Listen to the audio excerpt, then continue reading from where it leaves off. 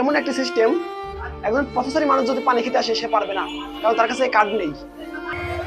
ঢাকায় টাকা ওড়ে, কথাটি একদম সত্য। জাস্ট আপনাকে এইভাবে ধরে নিতে হবে, কিন্তু জানতে হবে ধরার কৌশলটা। আবার আপনি যদি এই শহরে থুতুও পেলেন তবু আপনাকে টাকা খরচ করতে হবে। জাস্ট একটা আপনাদের উদাহরণ দেই, এই কার্ডটি দিয়ে এখান থেকে পানি কিনবো, দেখেন কত টাকা খরচ করে। এই কার্ডটি প্রেস করলাম,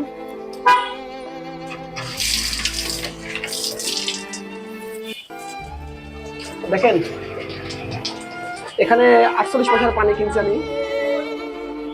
তো এটা এমন একটা সিস্টেম, একজন পথচারী মানুষ যদি পানি খেতে আসে সে পারবে না, কারণ তার কাছে কার্ড নেই। পানি কিন্তু তেমন বিশুদ্ধ না, দেখেন পানির মধ্যেও আয়রন আছে।